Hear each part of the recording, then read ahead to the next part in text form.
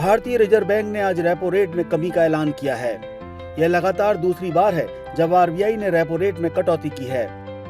RBI governor Sanjay Malhotra ने बुधवार को रेपो रेट में 25 बेसिस पॉइंट यानी 0.25% की कमी का ऐलान किया। उन्होंने बताया कि भारतीय रिजर्व बैंक की मॉनेटरी पॉलिसी कमेटी की बैठक में सर्वसम्मति से रेपो रेट कम करने का फैसला लिया गया है। अब रेपो रेट 6.25% से घटकर 6% पर आ गई है। Of the evolving macroeconomic and financial conditions and outlook, the MPC voted unanimously to reduce the policy repo rate by 25 basis points to 6% with immediate effect. I repeat, the MPC voted unanimously to reduce the policy repo rate by 25 basis points to 6% with immediate effect. Consequently, the standing deposit facility, the SDF rate, under the liquidity adjustment facility shall stand adjusted to 5.75%, and the marginal standing facility rate or the MSF rate and the bank rate shall stand adjusted to 6.25%. Repo rate में कमी का सीधा असर loan की ब्याज दरों पर होता है। आरबीआई की ओर से रेपो रेट कम करने से न केवल घर, गाड़ी या दूसरे कर्जों पर लगने वाला ब्याज कम होगा, यानी होम लोन और कार लोन की ईएमआई कम होगी, बल्कि इससे महंगाई पर भी लगाम लगेगी और ग्रोथ रेट में वृद्धि होगी।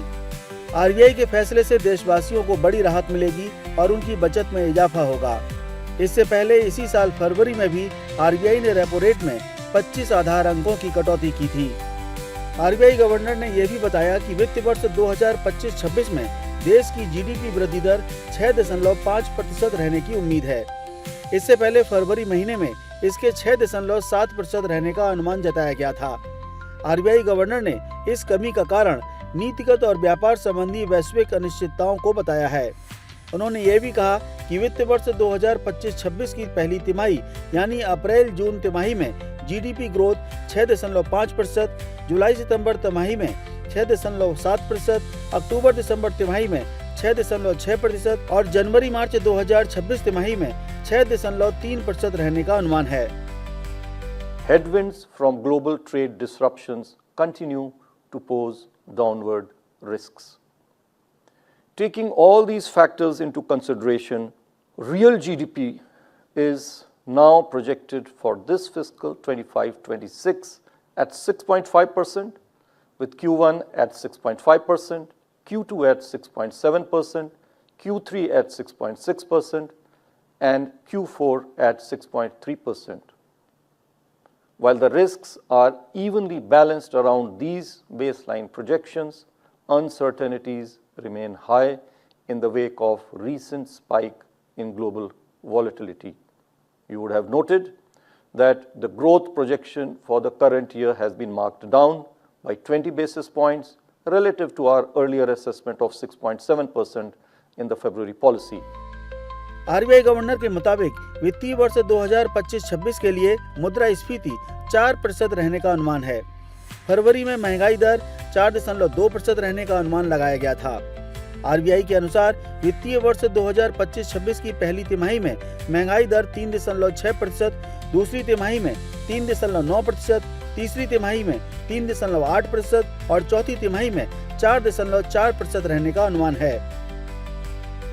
आरबीआई गवर्नर ने दुनिया भर में चल रहे टैरिफ वार के कारण भारत में पैदा होने वाली संभावित परिस्थितियों का भी जिक्र किया। उन्होंने कहा कि इससे विकास दर और महंगाई से जुड़ी नई चुनौतियां पैदा होने का जोखिम बढ़ गया है। देश के निर्यात पर भी इसका नकारात्मक प्रभाव पड़ेगा। On the implication of the recent global trade and related policy uncertainties are in order. Let me first highlight the possible implications for growth. First and foremost, uncertainty in itself dampens growth by affecting investment and spending decisions both of businesses and households. Second, the dent on global growth due to trade frictions will also impede domestic growth. Third, higher tariffs shall have a negative impact on net exports. There are, however, I may say, several known unknowns. The impact of relative tariffs, our relative tariffs vis-a-vis some of the other countries are quite low.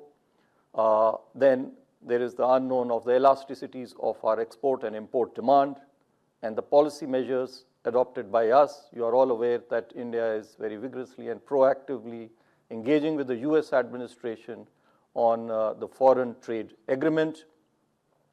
These are just to name a few. These make the quantification of the adverse impact on growth difficult. The risks to inflation, on the other hand, are two-sided. On the upside, uncertainties may lead to a possible currency pressure and therefore imported inflation. On the downside, slowdown in global growth could entail further softening in commodity and crude oil prices, putting downward pressure on inflation. अमेरिकी tariff की वजह से आर्थिक मोर्चे पर वैश्विक स्तर पर मची उथल-पुथल के बीच आरबीआई के रेपो रेट में कटौती के फैसले का बिजनेस जगत ने स्वागत किया है। आर्थिक विशेषज्ञों ने कहा है कि इससे आने वाले समय में लोगों के हाथ में अधिक पैसा होगा, जिससे खपत बढ़ेगी और कहीं न कहीं अर्थव्यवस्था को मजबूती मिलेगी। देखिए, ये बहुत ही वेलकम न्यूज है और क्योंकि 25 बेसिस पॉइंट पहले बजट में हमको छूट मिली, इनकम टैक्स में रियायत मिली, तो उसकी वजह से कॉमन मैन के जेब में ज्यादा पैसा बचता था।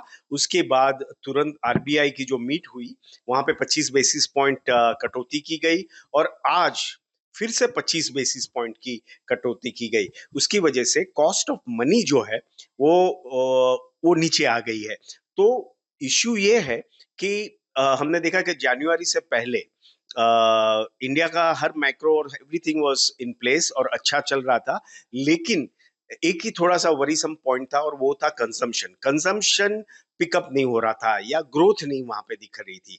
और कंजम्पशन को एड्रेस करने के लिए हमने यूनियन बजट में भी कदम उठाते हुए ऑनरेबल फाइनेंस मिनिस्टर को देखा और आरबीआई ने भी 2 टाइम लगातार जो है रेट कट अनाउंस करके उसको बढ़ावा दिया है।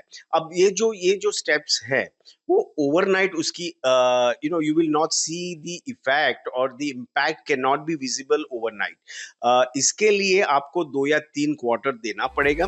जाहिर है कि पिछले सप्ताह अमेरिकी राष्ट्रपति डोनाल्ड ट्रंप ने भारत पर 26% पारस्परिक टैरिफ लगाने की घोषणा की थी। इसी के बाद से ही देश की अर्थव्यवस्था को लेकर तमाम सवाल उठाए जा रहे थे। देखा जाए तो आरबीआई ने रेपो रेट में कमी करके देशवासियों के विश्वास को बढ़ाने का काम किया है।